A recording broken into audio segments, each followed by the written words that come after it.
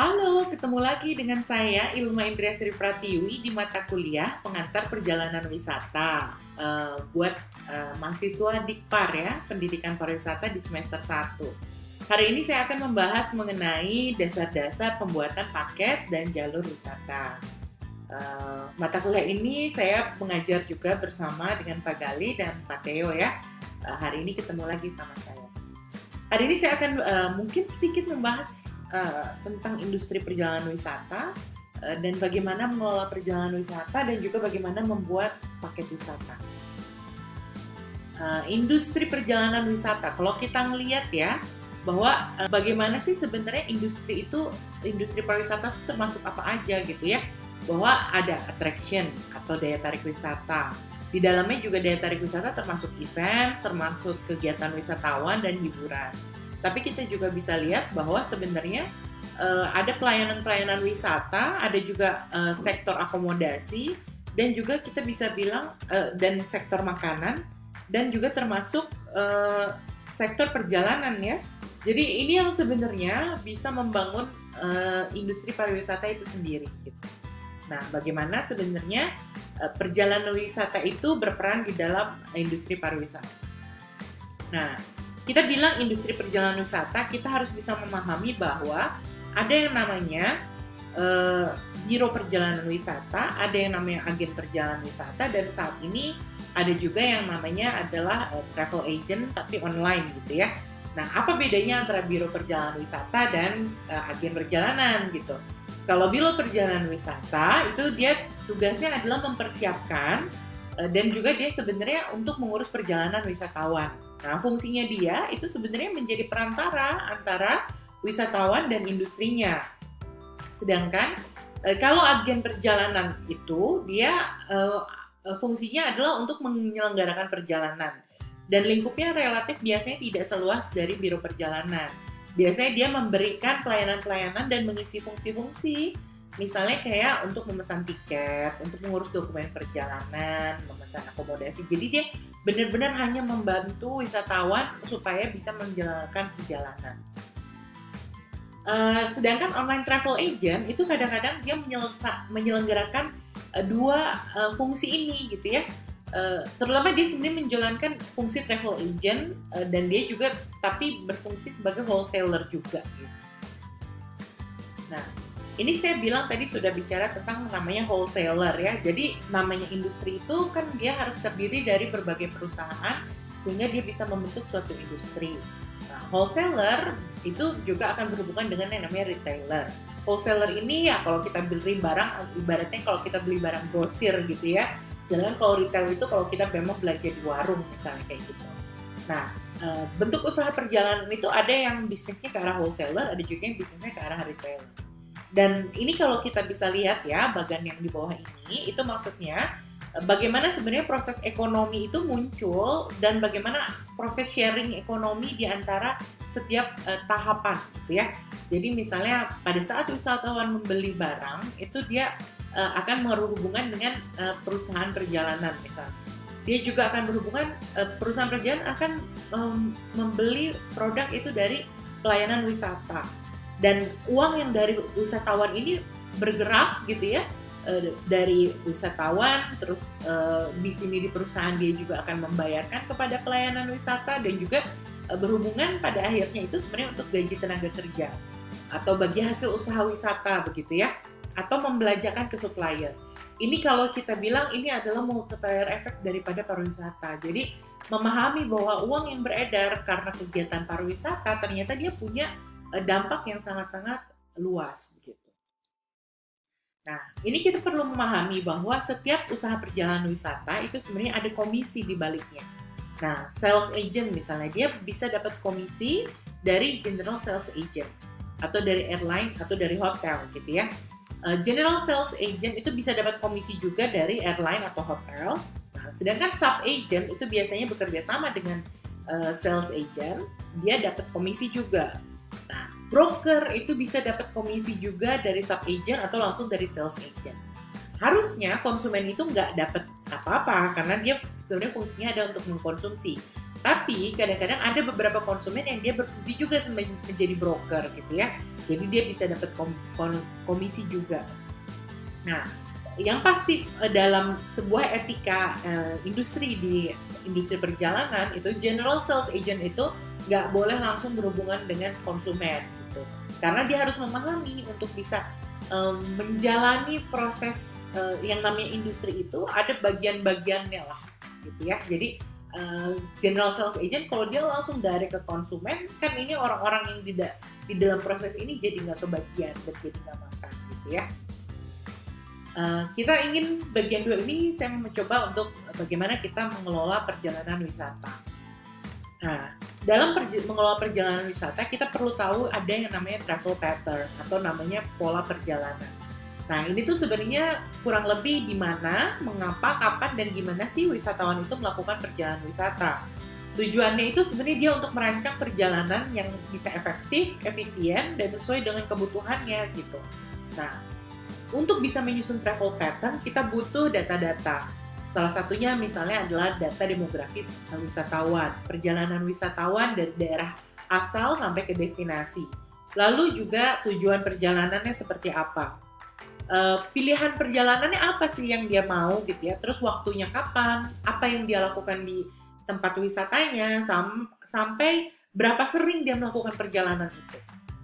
Nah, dalam travel pattern itu harus ada, yang pasti harus ada rute, dia juga harus ada daya tarik wisata yang dilalui, lalu juga dia bisa formatnya macam-macam, bisa day trip atau dia hanya menginap 1 malam atau yang lainnya itu bisa, atau dia justru hanya transit, itu pun mungkin. Jadi ada travel pattern buat jenis transit turis gitu ya.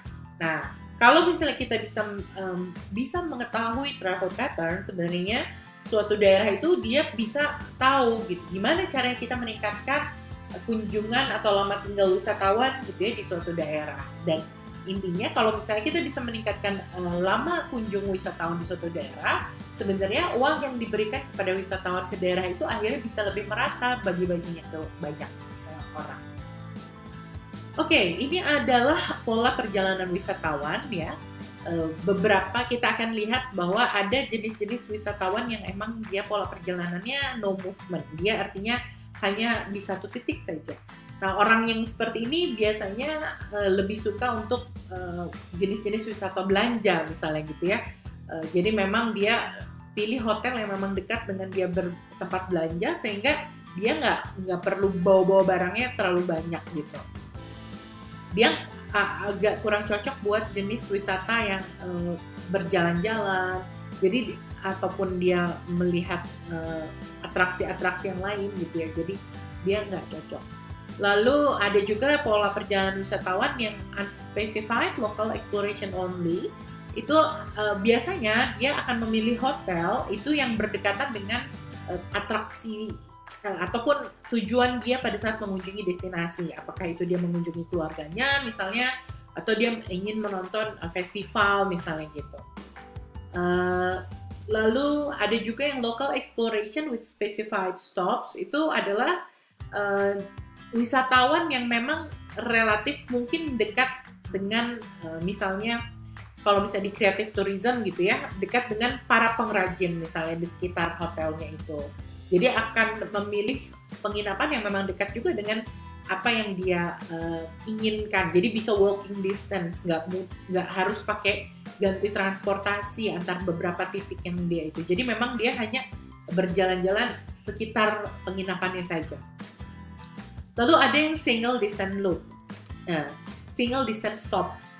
Kalau single distance stops ini adalah jenis wisatawan yang mungkin kunjungannya bisa ke satu daya tarik wisata yang dan beberapa single distance stops itu biasanya adalah wisatawan yang mungkin dia ingin berkunjung ke theme park, jadi atau ke festival atau ke memang satu atraksi wisata yang memang lama gitu waktu dia mengkonsumsinya gitu. Nah, ada yang juga namanya multiple distance stops. Itu biasanya bukan buat orang yang ada yang namanya multiple distance stop dan local exploration, and single distance stop itu biasanya buat orang-orang wisatawan yang ingin berjalan-jalan melihat dari hotel. Dia harus pergi ke satu titik, tapi dari titik itu dia akan bisa berjalan ke sekitarnya begitu. Nah, kita juga bisa lihat ada yang namanya local exploration and multiple stops gitu ya. Itu hampir sama dengan yang distance stop, tapi di satu titik itu dia bisa jalan-jalan ke yang lain. Lalu kalau multiple trips gitu, jadi dia akan mungkin satu titik itu lama kalau diselenggarakan dalam satu hari, jadi dia mungkin akan menjalankan kegiatan ini dalam 2 hari misalnya gitu. Atau misalnya dia ke satu titik dulu, terus dia akan melakukan makan siang di hotel, lalu dia akan jalan lagi ke titik lain yang memang arahnya beda gitu dengan. Lalu ada juga yang disebut dengan interdestination travel. Nah, itu biasanya dia akan tinggal di satu tempat, tapi mungkin contohnya seperti Raja Ampat ya. Jadi dia akan masuk ke Sorong dulu, tapi destinasinya dia harus menyeberang satu proses lagi gitu ya. Nah, seperti itu. Tour with or without other activities gitu ya. Itu biasanya buat orang-orang yang memang untuk melakukan jalan-jalan aja gitu ya, tanpa hanya dia jalan-jalan sekedar sightseeing lah kalau gitu. Atau ya jalan-jalan buat lihat museum juga bisa masuk ke sini. Nah, ini pola perjalanan wisatawan yang single point ya.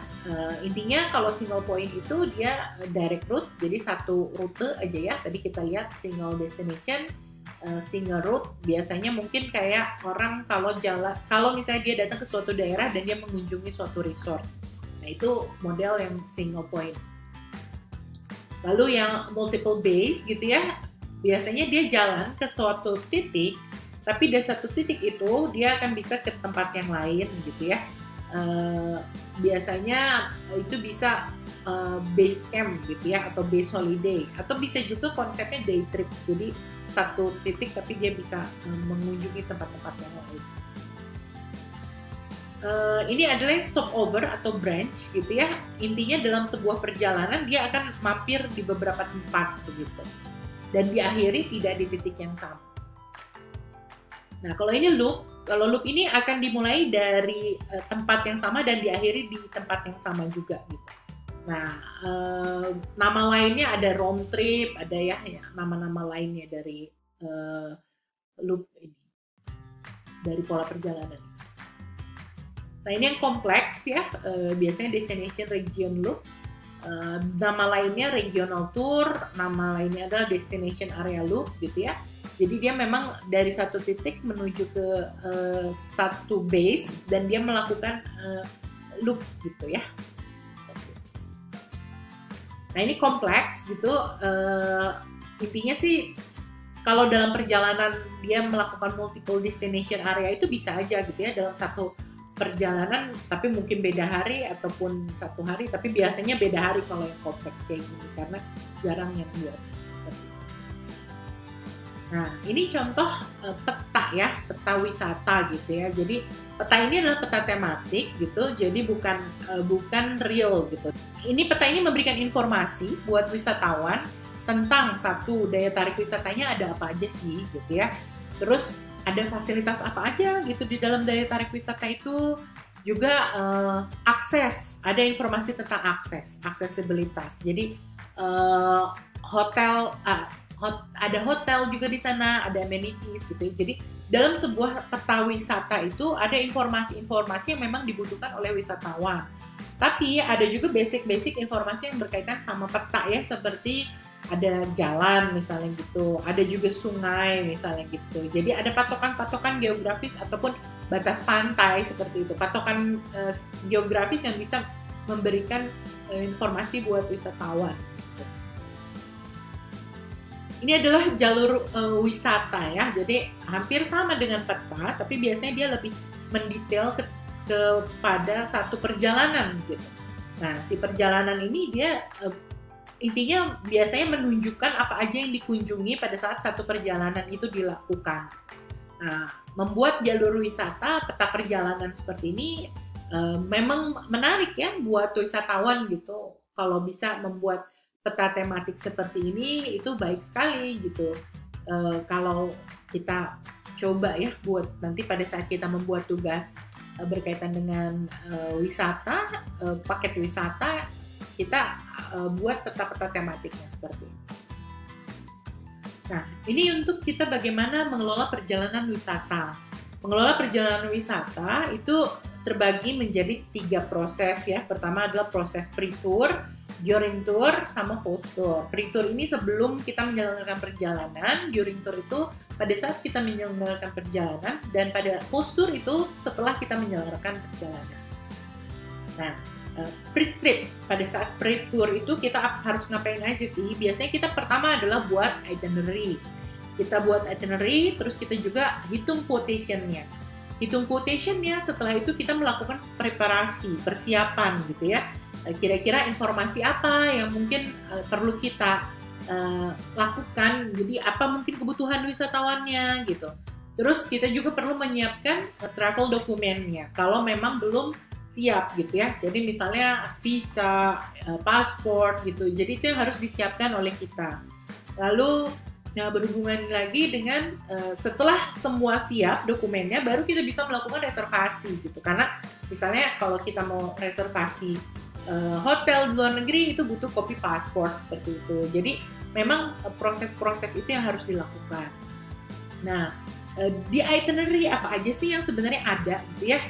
Biasanya ada jadwal perjalanannya, terus durasinya di satu titik misalnya gitu, atau durasi per aktivitas. Lalu biasanya dia mengunjungi tempat wisata, dia juga apa hotelnya, apa restorannya, dan mungkin sampai jam berapa tour itu diselenggarakan gitu ya.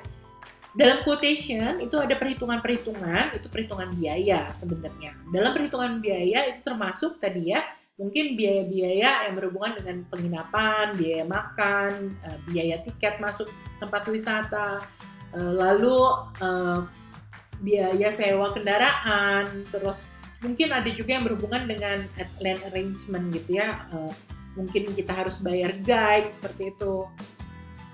Quotation juga dimasukkan pajak dan keuntungan perusahaan, dan baru setelahnya kita bisa menghitung harga jualnya. Ini pre-tour ya. Pada saat pre-tour yang kita harus kumpulkan adalah informasi tentang penumpang kita gitu ya. Terus travel dokumen kita. Terus mungkin kita juga harus memproduksi beberapa contoh-contoh untuk kita harus memproduksi merchandise misalnya gitu, mungkin travel bag, mungkin t-shirt gitu ya. Jadi pada saat pre-tour itu yang kita selenggarakan gitu. Nah, ini adalah langkah-langkah kalau misalnya kita membuat tour yang misalnya kita nggak tahu ya. Kalau kita nggak tahu tentang sebuah tempat wisata, kita harus melakukan riset kecil gitu. Jadi apakah riset kecil itu dengan kita melihat paket wisata yang diajarkan sama yang lain, atau seperti yang paket wisata yang dijual sama kompetitor misalnya seperti itu juga harus kita riset. Kita juga harus riset tentang daya tariknya. Kita harus riset, sekarang untung udah ada Google Map ya, jadi kita bisa tahu lah kurang lebih jarak antar titik gitu. Jadi kita bisa menyusun itinerary gitu sekarang saat ini dengan kita melakukan riset melalui Google. Nah, terus kita juga harus cek kalau misalnya ternyata pada saat penyelenggaraan wisata itu ada tempat-tempat yang tidak beroperasi misalnya kayak gitu. Itu harus kita cek sebelum kita berangkat ya. Dan kita harus informasikan kepada wisatawan kita. Terus kita juga ikut dalam proses meeting, briefing dengan wisatawan gitu ya. Termasuk untuk menggali sebenarnya apa yang sebenarnya dibutuhkan sama wisatawan. Misalnya mungkin aja kita menemukan wisatawan yang ternyata dia bawa anak misalnya gitu, atau ternyata ada alergi terhadap seafood misalnya kayak gitu. Jadi informasi-informasi itu harus kita collect sebagai sebelum melakukan perjalanan wisata. Sebelum menjalankan perjalanan, kita harus selalu review itinerary yang kita susun gitu ya, apakah sesuai. Kita juga harus komunikasi dengan tim kita yang di lapangan, misalnya orang guide-nya yang di sana, kita konsultasikan dengan mereka gitu, apakah memungkinkan, misalnya saja ternyata ada longsor misalnya gitu ya, berarti kan kita harus mengambil rute yang lain gitu, atau ada daya tarik yang sebenarnya lagi perbaikan, maintenance, tapi kita nggak tahu, mungkin orang lapangan lebih tahu. Atau mati lampu misalnya satu daerah, kita juga kan harus tahu gitu sebelum kita berangkat. Nah, reservasi, dan kita juga harus selalu make sure kita mempersiapkan apapun yang kita butuhkan dalam perjalanan ya. Jadi hati-hati terhadap mungkin ada tiket-tiket, misalnya kalau kita datang ke suatu daya tarik wisata dan ingin menonton pertunjukan misalnya gitu, ada tiket yang tidak terbeli, kita harus booking dulu, kalau nggak nanti pas nyampe sana ternyata nggak kebagian misalnya gitu. Kita juga harus tahu kendaraan yang dipakainya apa, terus kita catat nomor kendaraannya, itu penting sekali, nama driver, dan juga mungkin asistennya gitu ya. Jadi kita harus punya data itu. Pada saat kita melakukan reservasi, kita juga melakukan bookingan terhadap kendaraan, hotel, restoran, terus tiket masuk gitu ya, sama land arrangement. Mungkin kita butuh sewa kapal kecil gitu ya buat menyeberang kalau misalnya jenis wisata yang island hopping seperti itu, loncat-loncat ke antara pulau misalnya gitu. Kita juga harus book si local guide-nya. Jadi ini yang harus kita pastikan sebelum kita melakukan perjalanan. Pada saat kita sudah melakukan perjalanan atau during trip ya, proses itu, ini ada peran-peran daripada tour leader di sana. Ada peran tour guide-nya juga ya, bekerja sama dan koordinasi dengan tour guide. Terus kita juga harus tahu bagaimana mengelola bagasi gitu. Melakukan check-in, check-out, dan juga melakukan pada saat orang mau berangkat gitu ya, pada saat mau balik lagi melakukan check in ke bandara sebelum departure, itu kan harus kita cek juga. Nah, juga jangan lupa pada saat during trip kita juga harus mendorong ekonomi lokal dengan gimana caranya wisatawan itu belanja di tempat wisata. Pada saat kita menjalankan wisata, kita harus selalu tekankan kita harus tepat waktu. Kita harus duluan ada, apalagi sebagai tour leader, sebagai tour guide, kita harus selalu bangun lebih pagi, standby sebelum wisatawan kita ngumpul ya. Kita juga harus punya data semua wisatawan, termasuk kalaupun ada wisatawan yang dibawa ya, misalnya plus one-nya atau anaknya gitu. Kita harus punya lengkap. Biasanya kalau kita traveling ke luar negeri, kita juga pegang kopi paspor. Jadi semua kopi paspor anggota tour kita harus pegang, harus bawa. Kita juga lakukan kebutuhan yang ada di kendaraan, misalnya tempat sampah kita harus cek kebersihannya. Terus kalau misalnya mic-nya bekerja atau enggak gitu, kita bisa ngobrol sama drivernya, sama pilotsnya gitu ya. Gitu.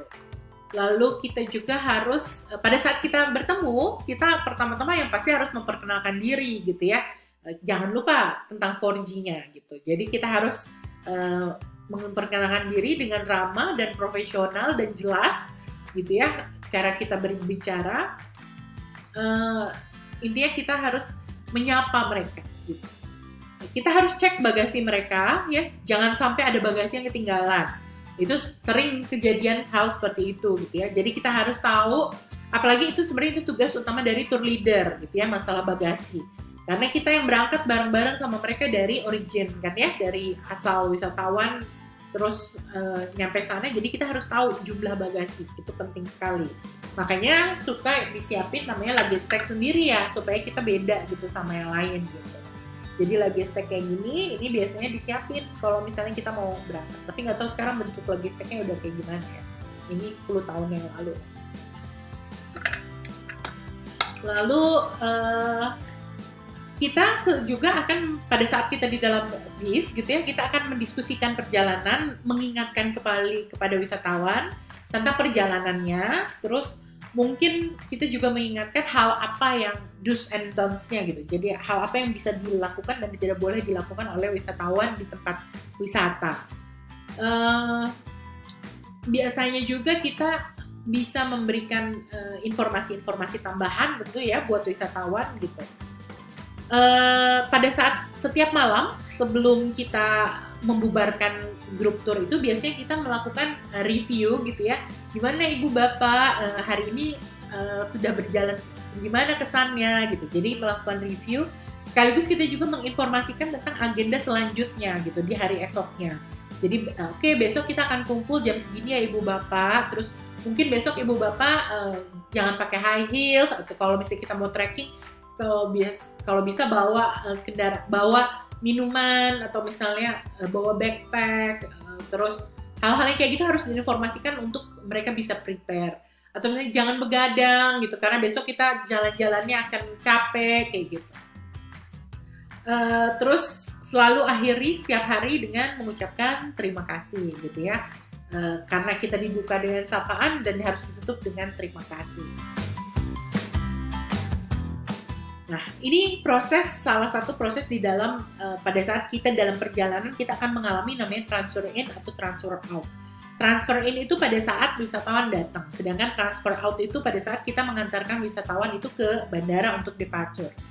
Nah, penjemputan wisatawan itu bisa dari terminal, itu kan terminal, yang namanya terminal itu bisa bentuknya bandara, pelabuhan, bis, atau stasiun gitu ya, dan pengantaran kembali wisatawan menuju terminal tersebut.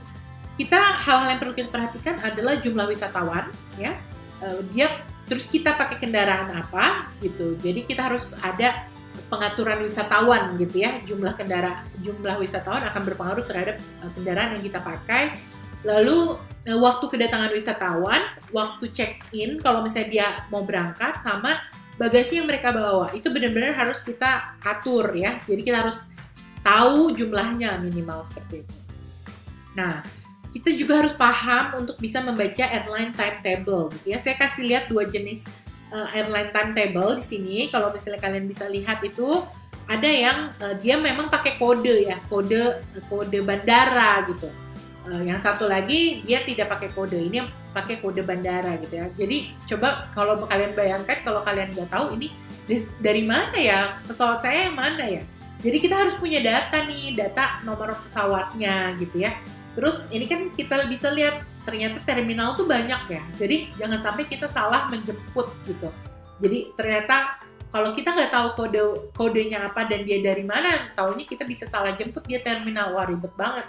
Nanti kita harus kan kalau bandara di kota kecil ya gampang ya, tapi kalau kita lihat bandara di Cengkareng gitu kan, antara terminal 1, 2, 3 itu sudah jauh gitu. Jadi kita harus tahu di mana sebenarnya pesawatnya akan landing. Lalu hampir sama ya, ini juga ada kalau ini mungkin dia punya beberapa jenis pesawat gitu ya. Ini kita bisa lihat kode pesawat ini adalah jenis pesawat dan ini kode penerbangannya gitu. Jadi 2 nomor yang di awal adalah kode pesawat dan ini adalah kode penerbangan.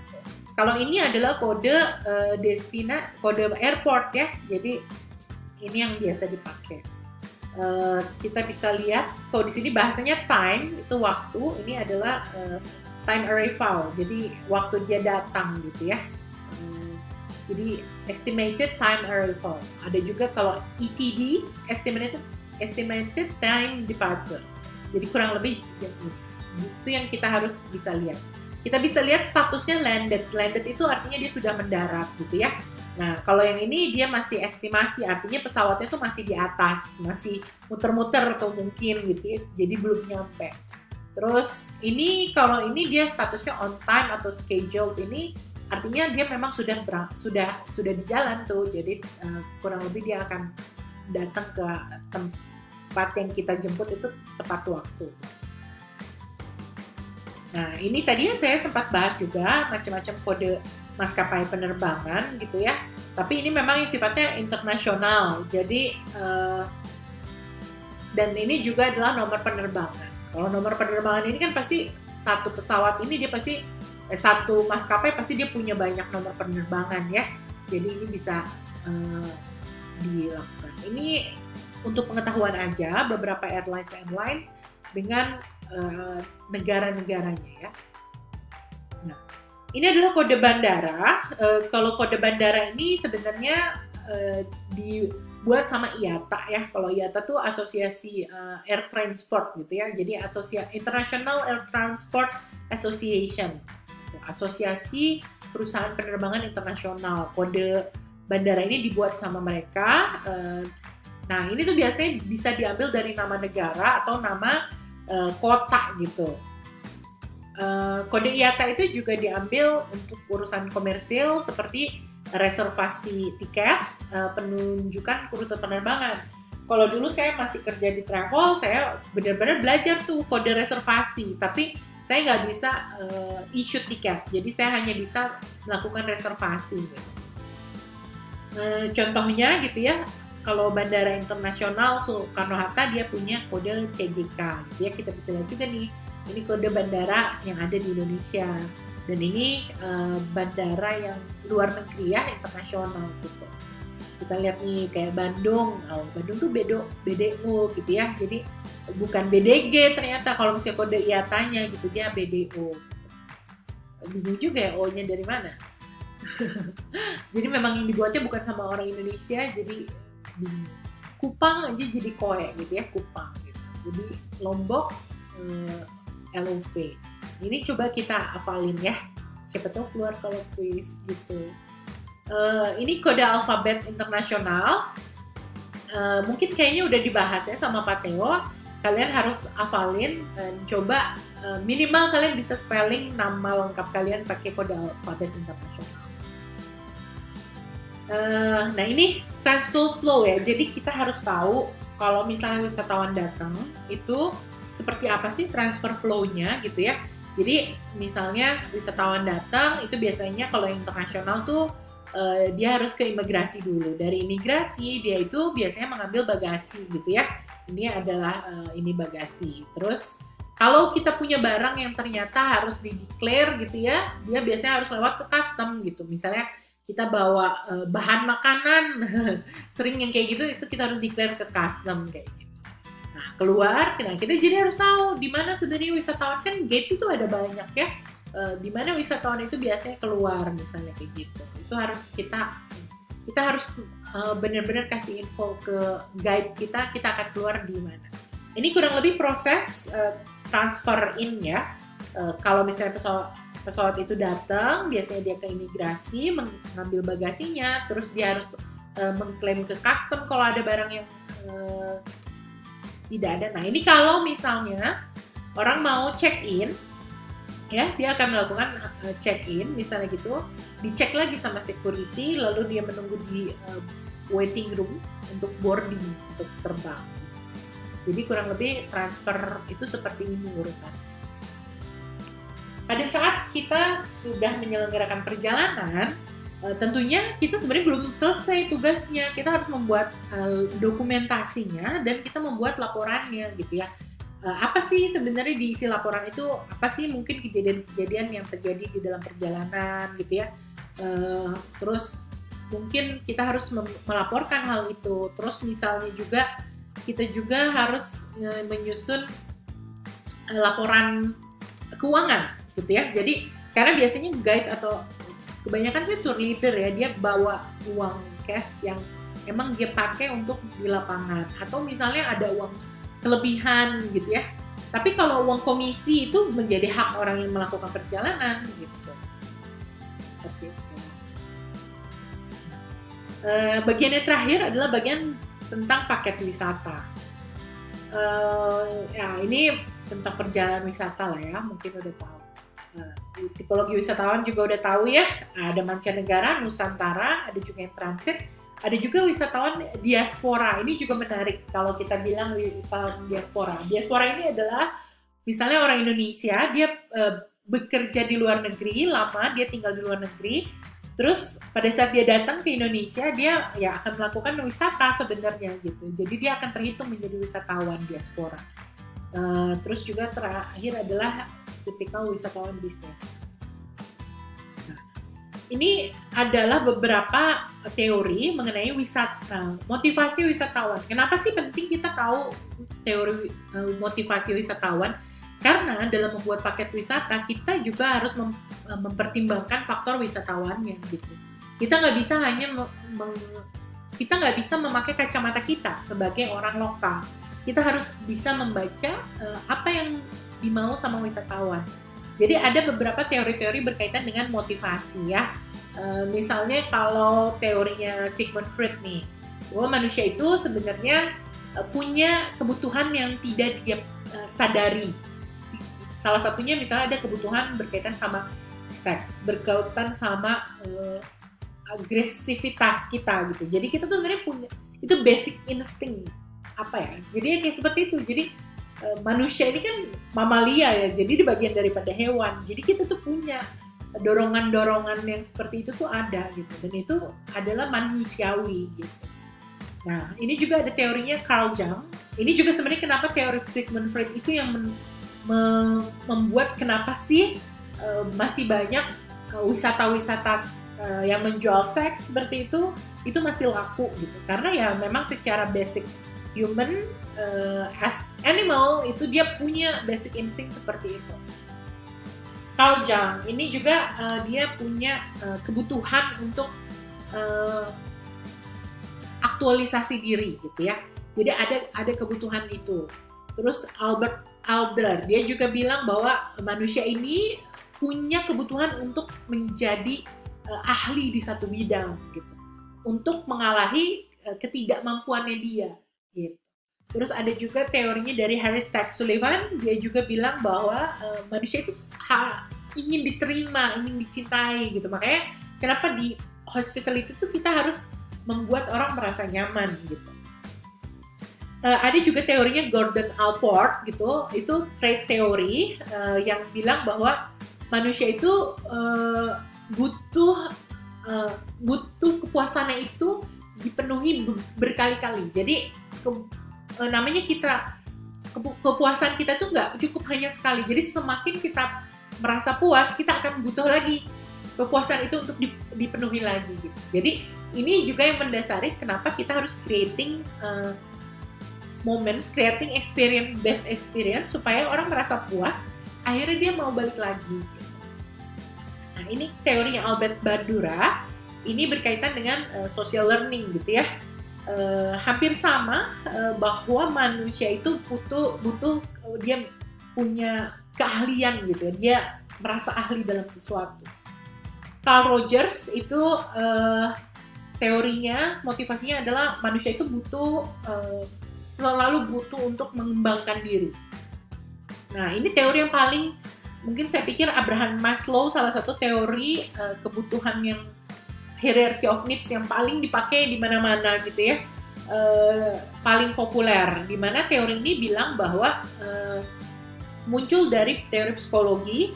Pertama adalah dia juga butuh ada rasa ingin dicintai gitu ya, kenyamanan dari dicintai, lalu berhubungan relationships gitu ya, juga dengan percayaan dirinya. Dan akhirnya tahapan yang paling atas adalah kebutuhan untuk aktualisasi diri. Ini teorinya lagi dari Berlin. Dia bilang bahwa manusia itu punya rasa ingin tahu. Jadi ada kebutuhan untuk memenuhi rasa ingin tahu manusia. Lalu teorinya Romhare ini bilang bahwa manusia itu butuh untuk dihargai, jadi dia harus dapat penghargaan itu. Dan kalau teorinya Stanley Cohen, dia bilang bahwa manusia itu kadang-kadang butuh kabur ya. Jadi dari rutinitas, dari itu dia butuh rasa rasa excited, ngerasa bahwa ya sesuatu yang menyenangkan gitu. Jadi dia butuh kabur dari rutinitas. George Kelly bilang bahwa manusia itu ingin memahami tentang dunia. Terus yang terakhir teorinya Mihaly, itu dia bilang bahwa manusia itu harus ada kebutuhan untuk mencapai kepuasan yang maksimal, pengalaman yang maksimal. Nah, ini tadi ya kita bilang bahwa ada yang namanya travel needs and motivation, itu sebenarnya dia punya level, punya tingkatan gitu. Ini misalnya adalah kebutuhan yang umum gitu ya. Itu bisa kita pakai teorinya hierarchy of human needs dari Abraham Maslow ya. Jadi kebutuhan dasar kita seperti apa gitu. Terus ternyata berkaitan dengan pariwisata juga ada kebutuhan untuk merasa leisure itu, berekreasi, dia ada escaping gitu kan ya. Terus ada juga kebutuhan untuk melakukan perjalanan, akhirnya muncul lagi. Nah itu ya perjalanan wisata lah ya. Tapi ternyata setelah mengalami semua kebutuhan itu, ada juga akan muncul suatu kebutuhan baru, itu yang berkaitan dengan specific needs travel. Jadi inilah muncul kenapa wisata minat khusus ini berkembang gitu, karena orang ingin merasa dia berbeda, spesial dengan orang lain, dia ingin tahu wisata yang sesuai dengan dirinya gitu ya, yang akan menunjukkan self actualization-nya dia.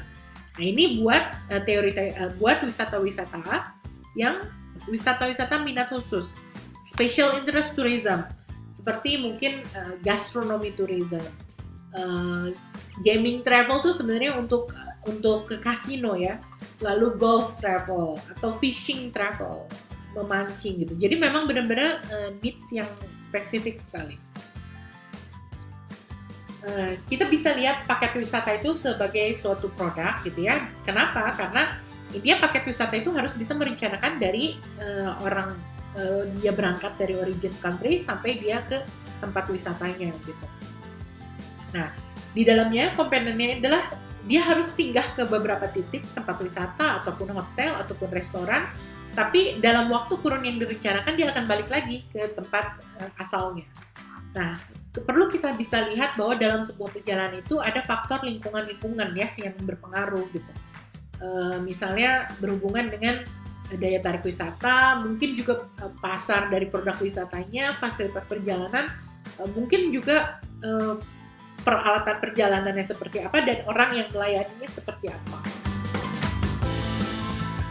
Ini adalah komponen paket wisata. Jadi setiap paket wisata ini biasanya terdiri dari hal-hal ini ya. Pertama dia ada daya tarik wisatanya, lalu ada komponen transportasinya gitu ya, moda transportasinya. Terus aktivitas wisatawan, apa yang dia lakukan. Terus juga dia juga mungkin meals, makanan yang dia makan pada saat perjalanan, dan juga hotel termasuk ya. Dan terakhir adalah travel documents-nya gitu ya, apa yang dibutuhkan misalnya untuk menyelenggarakan perjalanan wisata itu. Misalnya adalah asuransi atau paspor atau yang lain-lain. Nah, ini mungkin udah tahu ya tentang daya tarik wisata itu di pelajaran pariwisata ya, pengantar pariwisata. Tapi intinya kita harus tahu bahwa kita memilih daya tarik itu juga harus sesuai dengan minat wisatawan. Misalnya ternyata kita bawa grup golden age ya, jadi mama-mama, bapak-bapak, taunya kita pilih daya tarik wisatanya itu ke theme park gitu kan, kayaknya mereka nggak nyaman banget kalau ke sana gitu. Jadi kita harus tahu minat wisatawan kita itu apa, kita akan menentukan daya tarik wisata kita seperti apa. Lalu memilih daya tarik juga harus sesuai dengan kondisi wisatawan. Cek juga kita operasional daya tarik wisatawan itu, jam bukanya, terus mungkin aja dia ada hari liburnya. Kalau museum kan ada hari liburnya tuh Senin biasanya. Atau fasilitas yang beroperasi, misalnya kalau di Dufan gitu kan, mungkin aja ada wahana yang lagi nggak beroperasi seperti itu. Atau pada saat kita mengatur jadwal ternyata terlalu sore gitu kan, udah keburu mau tutup gitu kan, kayak akan membuat kecewa. Kita juga harus menghitung jarak, akses, waktu tempuh, dan mungkin menurut saya salah satunya ruang parkir ya. Walaupun jadi kita bisa tahu, kalaupun parkirnya jauh, kita harus bisa tahu, oh berarti bisa dijemputnya di mana seperti itu.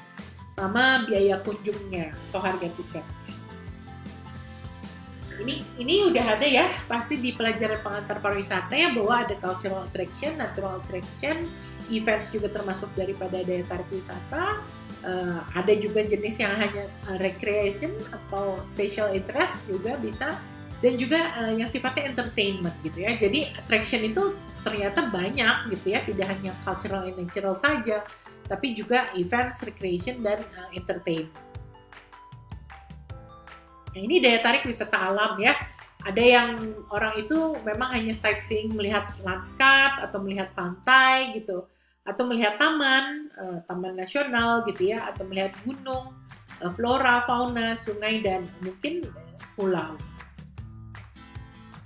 Ini wisata budaya, itu bisa yang berbentuk wisata edukasi, situs bersejarah, kuliner atau gastronomi, arsitektur atau monumen, museum, pokoknya intinya semua hasil karya manusia itu masuknya ke daya tarik wisata budaya. Walaupun dia diselenggarakan di ruang terbuka misalnya gitu. Tapi kalau ada misalnya ada tempat konser tapi di atas gunung, nah itu masuknya tetap aja daya tarik wisata budaya.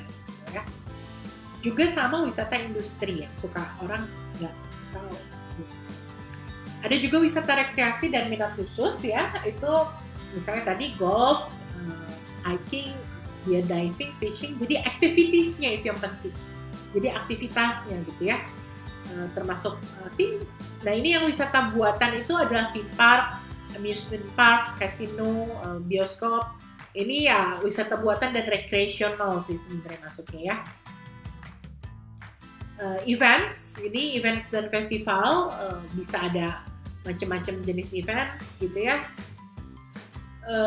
Nah ini di mana nih? Ayo, aku pengen tahu. Kalian tahu nggak ya? Ini Raja Ampat. Ini termasuk ke dalam wisata natural ya, wisata alam. Nah, kalau ini contoh apa nih? Ini Museum Nasional di Jakarta ya. Jadi ini wisata budaya. Nah ini wisata minat khusus diving ya. Sama ini juga minat khusus golf ya, recreational. Ini wisata buatan ke theme park gitu ya. Nah ini wisata events. Ini salah satu event menarik nih, Forestra ini di Orchid Forest. Nah, ini alat transportasi ya. Ini masuk ke dalam variabel lain di komponen perjalanan. Itu adalah alat transportasi, di mana jumlah wisatawan itu pasti akan mempengaruhi jenis alat transportasinya gitu ya. Jumlahnya 10, nggak mungkin kita pesan bus yang isinya 50 gitu ya. Terus kita juga harus pertimbangkan ada VIP atau enggak. Biasanya kalau ada VIP berarti dia akan beda kendaraan gitu. Dan kita juga harus pesenin kendaraan yang mungkin sesuai dengan standar mereka. Dulu sih Innova, tapi mungkin sekarang kayaknya naik ya, nggak tahu deh. Ke Alphard mungkin aku nggak tahu. Terus tujuan perjalanan itu juga harus kita tahu. Terus gimana aksesnya gitu ya. Jadi apakah besar jalannya atau kondisi jalannya banyak rusak atau tanjakan gitu ya. Nah, di alat transportasi kita juga selalu harus cek kualitas pelayanannya, yaitu misalnya kita mengecek AC-nya, kita juga harus cek kenyamanan duduknya, kita juga harus cek mic di dalam bus misalnya gitu ya. Apakah recycling seat-nya seperti apa, toilet, wifi, dan hal-hal lain yang berhubungan dengan kualitas pelayanan. Dan termasuk adalah kelayakan pengemudi dan asistennya. Jadi mungkin mereka pakai seragam, kebersihannya, terus kelihatan sehat atau sakit gitu ya. Jadi itu yang mungkin harus kita cek. Ini ada beberapa tipe bus ya. Tipe bus ya, saya mungkin akan singkat aja bahwa ada namanya bus tuh biasanya bus normal. Ada bus high deck. Kalau dulu kebanyakan hanya sampai high deck, tapi sekarang tuh udah super high deck gitu ya bentuk busnya. Terus ada juga yang high deck dengan double glass. Jadi kebanyakan sekarang pada mainnya kalau orang berwisata tuh dua jenis ini busnya. Sama double decker. Kalau double decker jarang karena biasanya dia lebih dipakai buat transportasi publik ya. Jarang pakai double decker karena kalau jarak jauh agak susah juga ya kayaknya kalau double decker. Karena jumlahnya orangnya bisa lebih banyak daripada yang ini normal. Ya. Ini bus medium bus gitu ya, bus 3/4 kita sebutnya ya. Biasanya seatnya 25 sampai 31 gitu. Ini minibus. Minibus itu long elf bisa gitu ya. Intinya dia 19 bangku, kalau yang short dia hanya sampai 15 gitu. Ini minivan yang lagi tren ya, maksudnya bukan tren ya, tapi minat tuh kayaknya orang lebih ke arah sini sih, si Toyota Hiace itu. Jadi kebanyakan orang udah nggak mau pakai elf, larinya pada ke sini. Nah, kita harus cek nih kelengkapan bus ya, jadi kapasitas duduknya gimana, terus safety belt, terus yang penting AC, mungkin bagasinya gimana, bersih nggak gitu bagasinya. Terus ya ini perangkat audiovisualnya gitu ya, termasuk mic, juga keamanan lain berkaitan sama ini, pemecah kaca sama pemadam api dan bagasi di bawah ya. Nah, komponen lain adalah komponen berhubungan dengan akomodasi. Di akomodasi ini kita perlu untuk memilih penginapan yang sesuai dengan pesanan kita.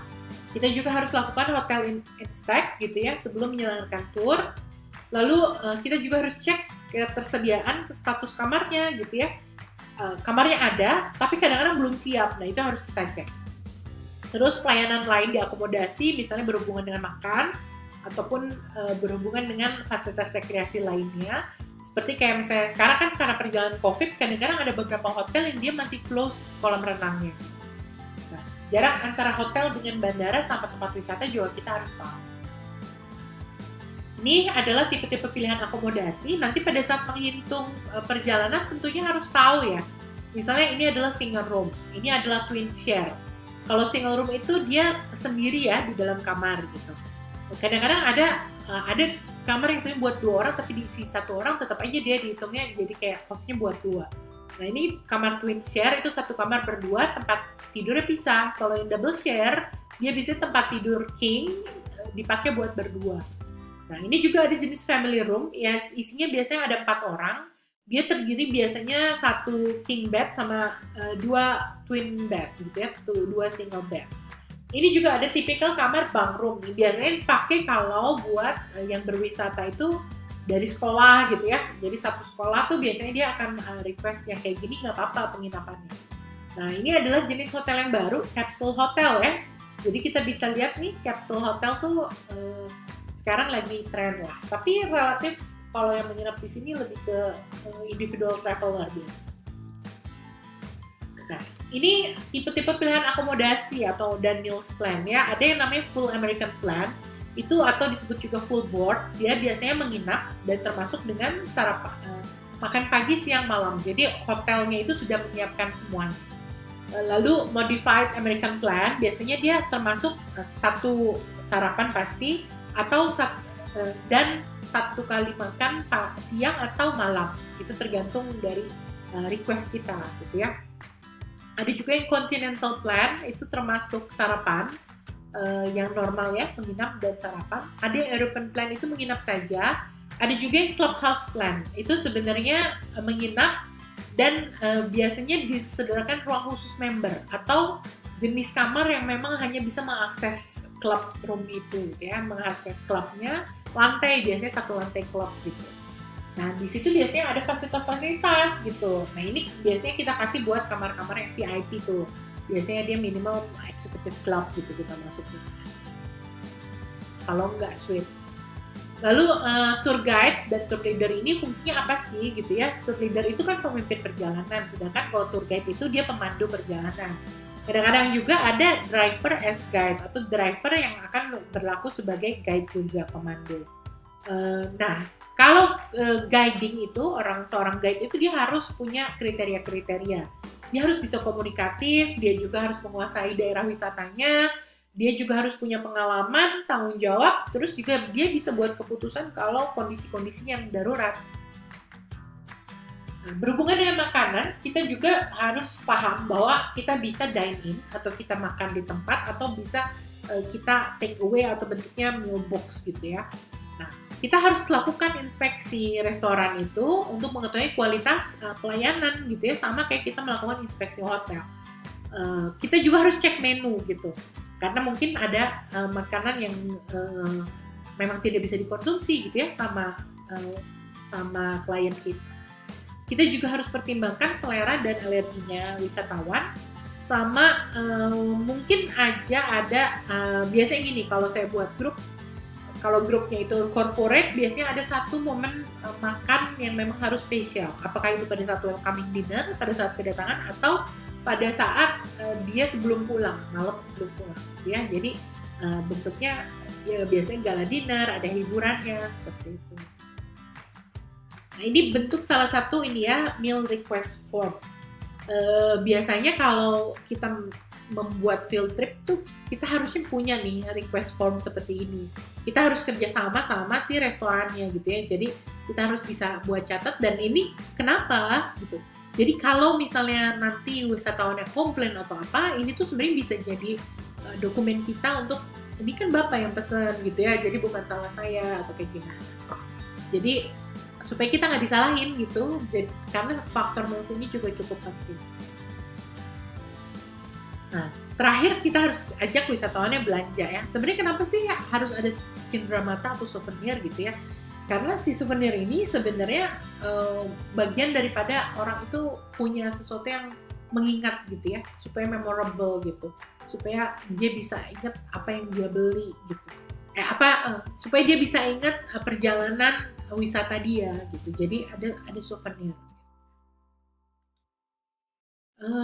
Tour itinerary ini biasanya juga disebut tour program gitu ya. Intinya dia untuk merencanakan perjalanan wisata yang disesuaikan dengan kondisi pasar wisata dan permintaan wisatawan.